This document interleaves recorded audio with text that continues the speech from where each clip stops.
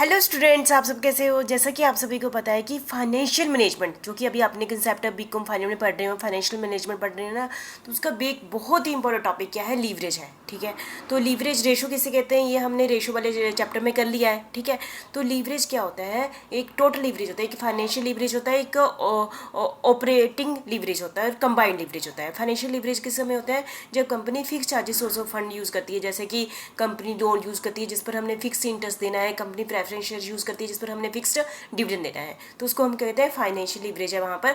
तो वहाँ पर फाइनेंशियल लीवरेज है। ठीक है, ऑपरेटिंग लीवरेज क्या किस कंपनी में कहेंगे कि इसमें ऑपरेटिंग लीवरेज है, जिस कंपनी में फिक्स एसेट्स यूज़ की जाती है उसको हम क्या कहते हैं, वहाँ पर कौन सा लीवरेज है, ऑपरेटिंग लीवरेज है। और यदि किसी कंपनी में फिक्स एसेट्स है ही नहीं है, जैसे होता है ना, मैंने सामान खरीदा और सुबह सामान खरीदा, शाम तक बेच दिया और मैंने कोई भी फिक्स एसेट्स में पैसा इन्वेस्ट नहीं किया हुआ है, तो वहाँ पर ऑपरेटिंग लीवरेज नहीं है। वहाँ पर ऑपरेटिंग लीवरेज नहीं है। ऑपरेटिंग लीवरेज वहाँ होता है जहाँ पर क्या होता है, फिक्स एसेट्स होती है, जहाँ पर फिक्स एसेट्स होती है। ठीक है, और ये जैसे कि हम क्या टॉपिक कर रहे हैं, break even analysis and cost volume profit analysis कर रहे हैं ना, ये दोनों ही एनालिसिस हमें हेल्प करते हैं ऑपरेटिंग लीवरेज को कैलकुलेट करने में। ठीक है, तो भी मैंने यहाँ पर ये बड़ा टॉपिक लिया है, क्या break even analysis and cost volume profit analysis भी हमें हेल्प करते हैं ऑपरेटिंग लीवरेज को कैलकुलेट करने में। देख लेते हैं कैसे करते हैं। ठीक है, ऑपरेटिंग लीवरेज मेजर है कंपनी फिक्स कॉस्ट, क्योंकि ऑपरेटिंग लीवरेज से हमें पता चलता है कि कंपनी के अंदर क्या है, फिक्स कॉस्ट है। मतलब यदि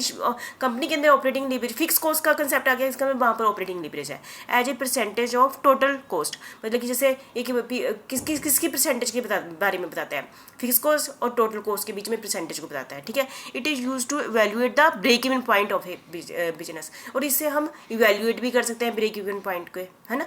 ठीक है, operating leverage result from presence of fix cost, जैसे मैंने आपको पहले ही बता दिया कि यदि फिक्स कॉस्ट है तो वहाँ पर ऑपरेटिंग लीवरेज है। That helping management net operating income fluctuation flowing from small variation in revenue. एक बात बता दूँ, जहाँ पर फिक्स कॉस्ट होगी, अब हम ये मानते हैं ना, जिस परसेंटेज में सेल में चेंजेस आते हैं उसी परसेंटेज में हमारे प्रॉफिट में चेंजेस आते हैं। ठीक है, आप सभी को पता है selling price per unit same है, variable cost per unit same है, तो हम ये मानते हैं जिस परसेंटेज में, बाई चांस कोई कंपनी है ट्रेडिंग कंपनी, उसमें फिक्स कॉस्ट नहीं है, फिक्स कॉस्ट नहीं है, और जिस परसेंटेज में हमारी सेल ऊपर जाती है नीचे जाती है, तो प्रॉफिट भी उसी परसेंटेज के हिसाब से ऊपर और नीचे जाता है। लेकिन कंडीशन क्या है, कंपनी के पास कोई भी फिक्स्ड कॉस्ट नहीं है।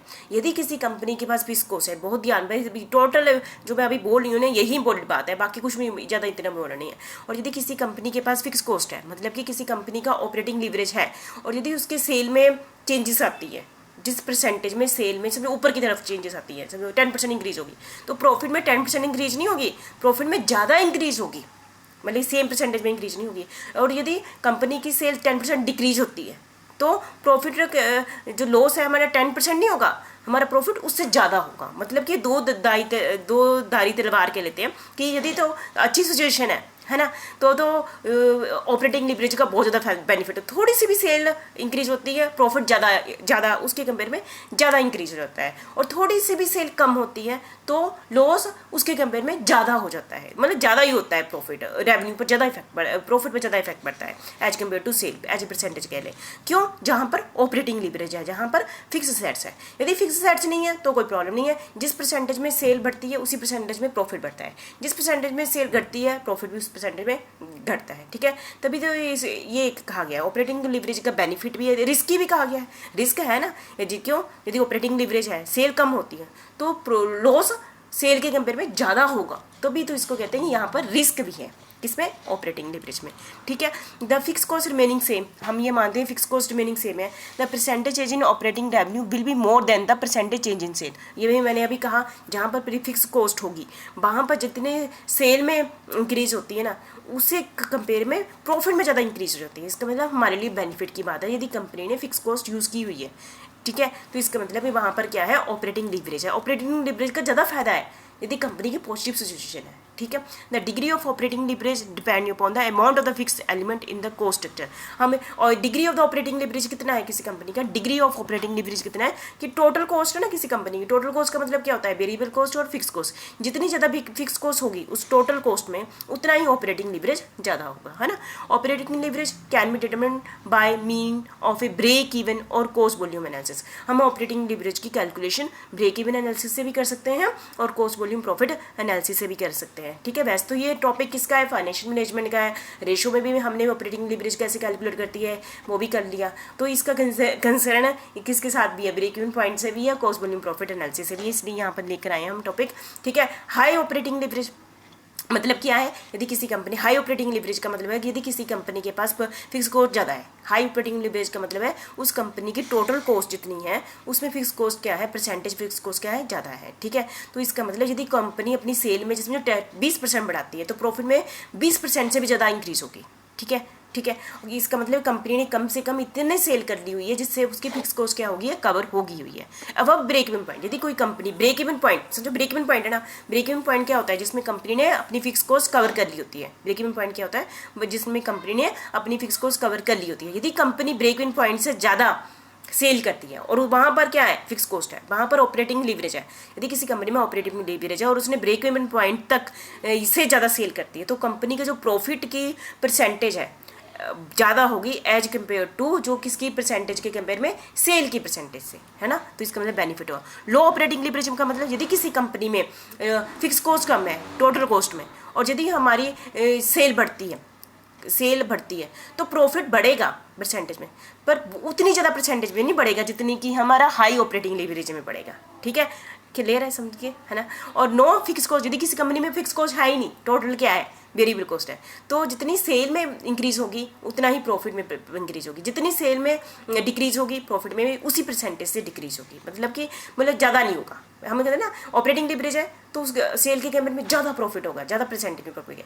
यदि सेल कम होती है तो लॉस ज़्यादा होगा। ज़्यादा का कंसेप्ट तब होता है जब ऑपरेटिंग लीवरेज होता है, ठीक है। मैंने फिक्स कॉस्ट आ दिया, यदि फिक्स कॉस्ट है the percentage change in profit will be more than the percentage change in sale value. तब जो प्रॉफिट में जो चेंज आते हैं ना वो ज़्यादा आते हैं एज कम्पेयर टू सेल, चाहे वो ऊपर की तरफ हो चाहे नीचे की तरफ हो। लेकिन मतलब क्या है, ऑपरेटिंग लीवरेज यदि प्रेजेंस है, ठीक है। कितने बड़ा कंसेप्ट है, ठीक है। ऑपरेटिंग लीवरेज को हम कैसे निकालते हैं, हम कहते हैं ऑपरेटिंग लीवरेज है जिसमें हम टोटल कॉस्ट है, जो हमारे टोटल कॉस्ट है एक कंपनी की, उसमें फिक्स कॉस्ट का कितना भाग है। यदि fix cost divide by total cost है ना, कि 50% फिक्स कॉस्ट है, 90% फिक्स कॉस्ट है या 10% फिक्स कॉस्ट है ना। एक तो ना जीरो है तो मतलब कि 0 बटा टोटल आ जाना था। यदि 100% फिक्स कॉस्ट है तो मतलब कि सारा ही ऑपरेटिंग लीवरेज है ना। यदि बीच में है, वैसे तो बीच में ही होता है ना। जैसे बहुत सारी टेक्नोलॉजी वाली बड़ी बड़ी कंपनियां होती हैं, उसमें बिल्डिंग में पैसा लगा होता है, मशीनों में लगता है, वो वहाँ पर तो फिक्स को ऑपरेटिंग लीवरेज बहुत ज़्यादा होता है, फिक्स कॉस्ट क्या होती है, बड़ी ज़्यादा होती है, ठीक है। यदि हम थोड़ी सी भी सेल बढ़ा देते हैं तो और उसने ब्रेक इवन पॉइंट पार कर लिया, सबसे बड़ी पहले कंसेप्ट क्या है, ब्रेक इवन पॉइंट उसने पहुँच गया। यदि वो ब्रेक इवन पॉइंट के ऊपर सेल करती है ना तो उसका प्रॉफिट बहुत ज़्यादा तेज़ी से बढ़ता है एज कम्पेयर टू सेल, ठीक है। और यदि उसका ब्रेक इवन पॉइंट से नीचे सेल करती है तो इसका मतलब कि जितना सेल कम होती है ना तो लॉस उससे काफ़ी परसेंटेज के कंपेयर में होता है, क्योंकि उसकी तो फिक्स कॉस्ट भी कवर नहीं हो पा रही है। ब्रेक इवन पॉइंट के नीचे तो कम, ब्रेक इवन पॉइंट के नीचे का मतलब क्या है, फिक्स कॉस्ट कवर नहीं हो पा रही है, और ब्रेक इवन पॉइंट का मतलब क्या है, फिक्स कॉस्ट कवर पूरी हो गई है, ठीक है। और जब फिक्स कॉस्ट पूरी कवर होगी ब्रेक इवन पॉइंट के बाद तो उसके बाद हमने कवर ही क्या करना है, वेरिएबल कॉस्ट। तो इसका मतलब ऊपर जितनी ज़्यादा सेल होगी उसमें फिक्स कॉस्ट का कोई चांस है ही नहीं है ना। तो ये कहने का मतलब है।